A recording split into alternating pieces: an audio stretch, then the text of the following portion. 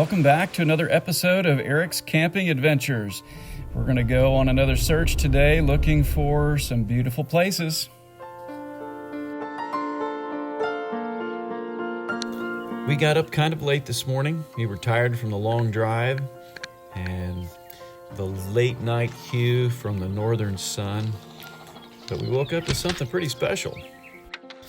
It was a pretty cold night, and because the day before had been warm, the water was warm in the Missouri River, and we had a beautiful mist and fog over the valley.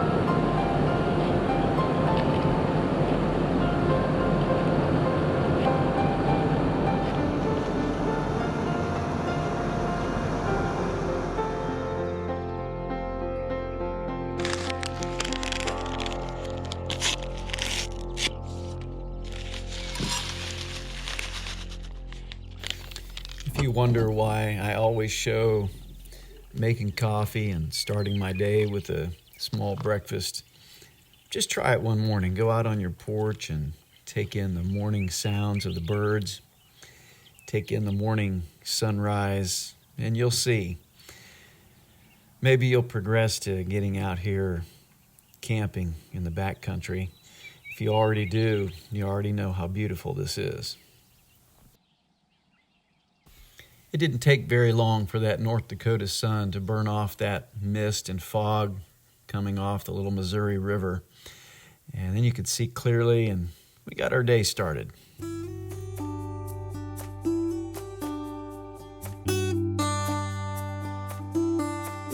The Civilian Conservation Corps campground outside of the North Unit of Theodore Roosevelt National Park is pretty rustic. There is a pavilion, there is vault toilets, there is a water pump in a central location, but there really are no amenities and there's no electric. So to come here and enjoy your time, you've got to take care of yourself, and one of the first things I'm going to do here is I'm going to take a good shower after that long hot drive yesterday. I'm not going to show you anything weird here, but it is really easy to be simple and low cost in a place like this. This is just a pesticide sprayer. No, I have not used pesticide in it before. It cost me $10 off season at Tractor Supply. You just fill it with water, pour half of it out, heat some up on your camp stove and pour it back in. You do not need a luxe camp shower to enjoy your time out here and spend all your money on something like that. This can be simple, it can be enjoyable.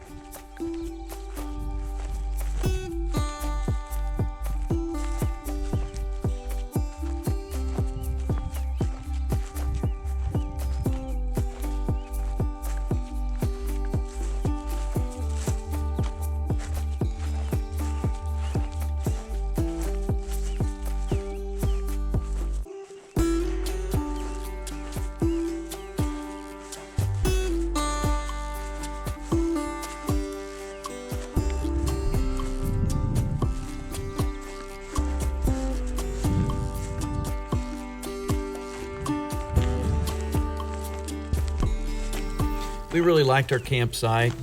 There's a lot of grassy prairie right around us, and we had some good space from the other campers. We really liked it. One of the first things on our agenda was to do just a little bit of hiking down the Madahe Trail and see if we could find a fishing spot along the Little Missouri River.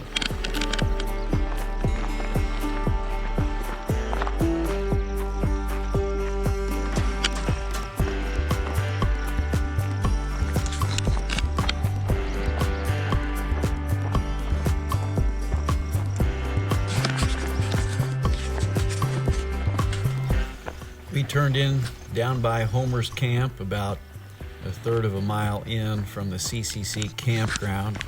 Homer was a volunteer Forest Service worker, and he lived down by the water.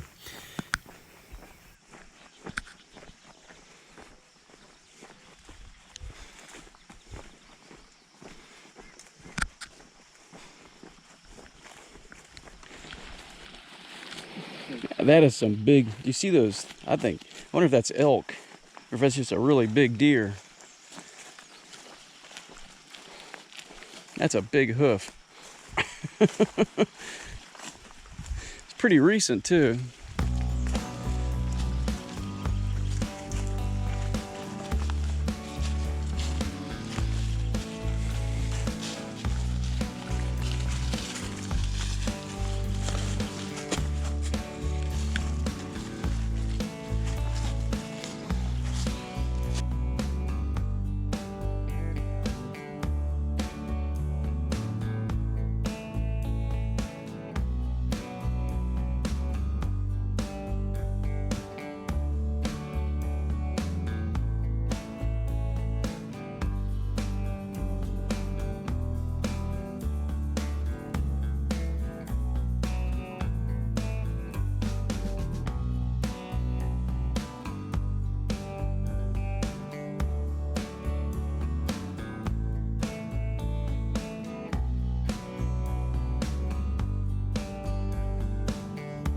When we followed the trail down to the river, we came across this little drainage that came out of the hills south of Little Missouri.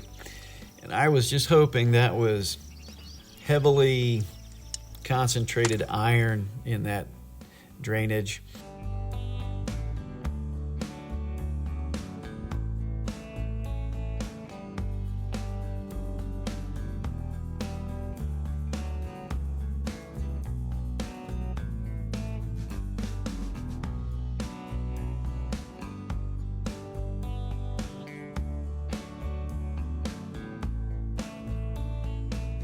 You can see the pencil-like path of the Madahe Trail headed to the southwest.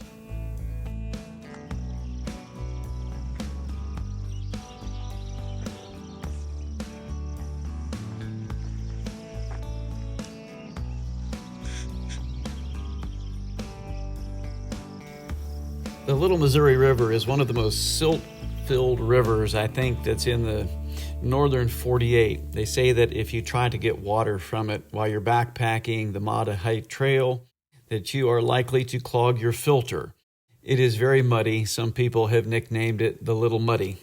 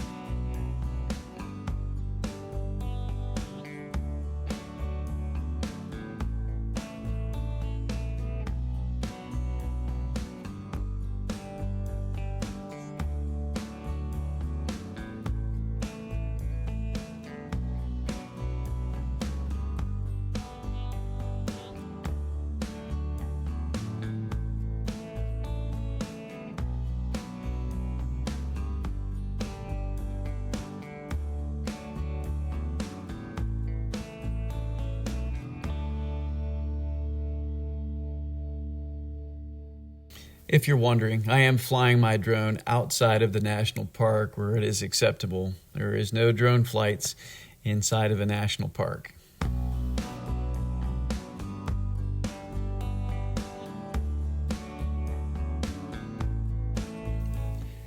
My son was not able to find any fishing spots in the little muddy, and as we were standing there, we were irritated by the bugs and the flies and the humidity, and we were just physically uncomfortable.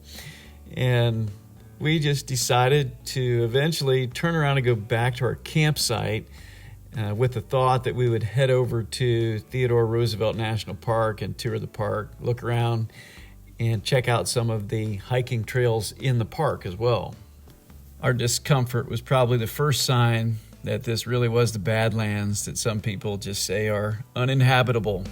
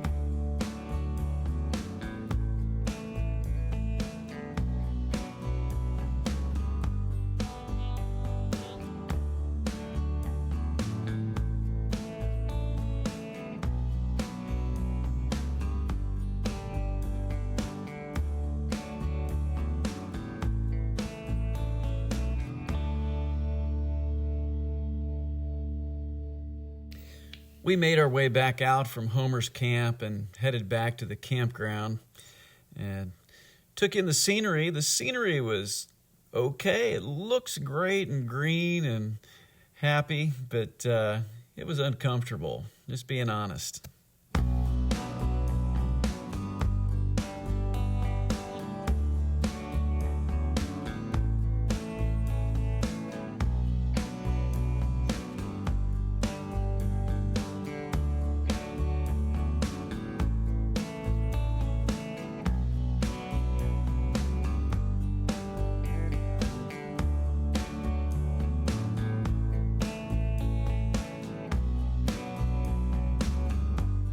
There's lots to look at here. When we headed back to our campsite, we noticed that there was a black Ford Explorer SUV just sort of lurking around the campground. And we didn't anticipate that in the scenery. We actually chased him down and got his license plate number, turned it over to Forest Service, the Sheriff's Department, and the local law enforcement. My experience, these folks are hanging around in these police model vehicles, usually are doing so to kind of set you back that it could be police when they're actually up to something. And I'm not saying this happens 100% of the time, but I have noticed it. And I stay pretty acutely aware of my environment, and I didn't miss this guy. The Forest Service did send me a thank you later for the information and the plate number. Whatever this gentleman was up to, it made him blow the stop sign and almost get T-boned. Here's a replay.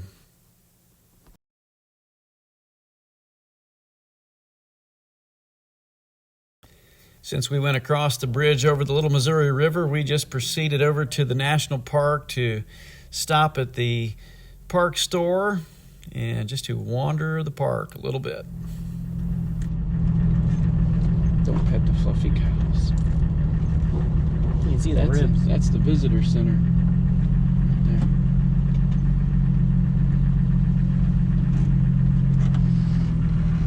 Hello? Just wanting to maybe come in for the day? You too.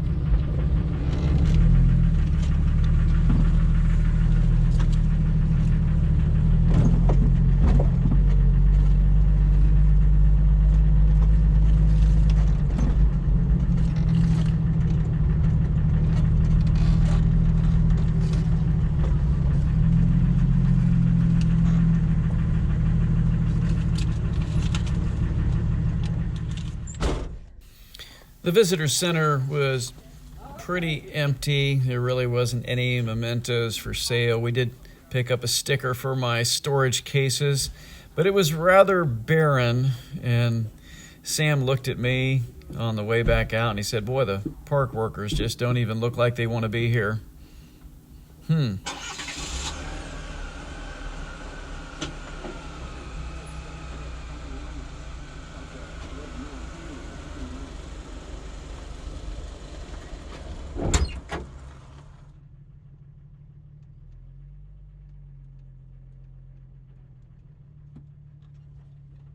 On the first night we were here, Sam and I quickly noticed how long the days were, and they're actually in June when we visited, it is 16 hours of daylight, and I don't know if that includes like the pre-dawn light or the post-sunset light, which is even longer. It's just because it's northern hemisphere and where the sun hits the earth, it just makes the days longer. And I just kind of wondered if maybe it made it a little bit hotter, a little bit more humid because of the river nearby evaporating in the sunlight. Maybe affected people's moods just a bit. It's called the Badlands after all. Really, I never have seen a campground lurker before, let alone one fleeing and almost getting T-boned. Who knows, maybe I was getting a bad attitude from the long daylight. We did enjoy our drive through the park. It was scenic. It was rolling hills, large mountainous mesas. We decided it was somewhere between a large mining operation and beautiful green mountains. We didn't know exactly where to fit it in terms of things we've seen before. It was different, and I'm glad we got to see it, and I'm glad we got to drive around. But it was hot. We did see some backpackers coming off the trail as we got to the scenic overlook. They looked exhausted. They were moving slow. I don't believe that they could keep up sweating with their water intake. And that was my concern in this area, was the level of the humidity, the level of the heat, and the ability to actually sweat because of the humidity. And that's what's going to get you and going to dehydrate you in this kind of an environment. It was exceptionally hot. It was way over the averages for the season. And it was probably high 80s, low 90s, which isn't a bad temperature. It was the level of humidity related to probably the recent rains, maybe just the long daylight hours evaporating from the Little Missouri River. I don't really know, but it was not comfortable.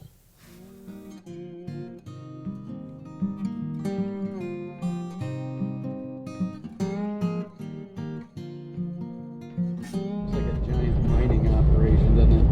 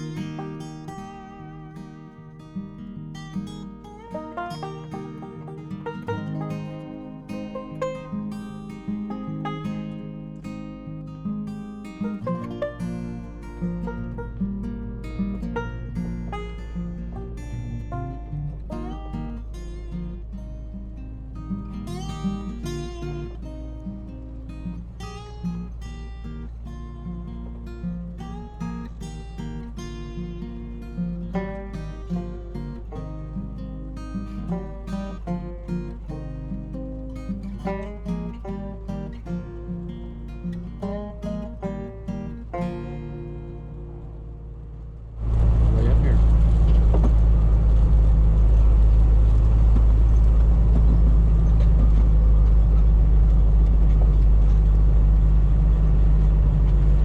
Is that guy hiking too? I don't know that anybody was tolerating this heat well this week, just about anywhere in the United States, but this poor guy hiking here was moving awfully slow. We made it up to the overlook, checked it out, and we just started discussing whether or not we were going to stay. We appreciated the beauty that we were seeing, but there really is a risk with heat, the ability to sweat, sweating to be effective and evaporate, but if it's too humid, it can evaporate and cool you. And we actually decided that we were going to stay one more night, then we were going to head back to our air-conditioned house in Oklahoma.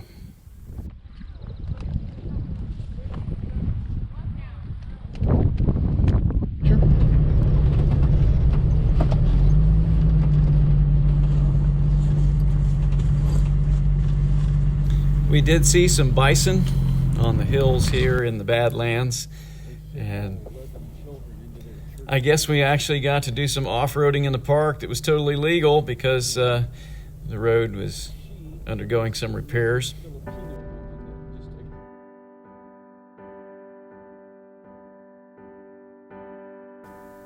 So before I make it sound like everything was just wrong at Theodore Roosevelt National Park or the Civilian Conservation Campground, it wasn't the only factor. It was hot. It was uncomfortable. We really didn't like the campground lurker thing. We just saw some, I'm just going to say, some body morphology that may have indicated some drug use in some people at some public places that we were a little concerned about. Maybe they just at a higher frequency than we're accustomed to.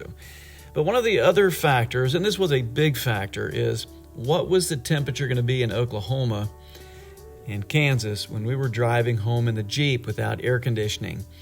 And the temperatures kept rising this week, and we just decided we really needed to split. So I did promise you in the last video that I'd show you a few shots that my son took in the evening with his camera. He does some old 80s style photography with an old camera, and here they are.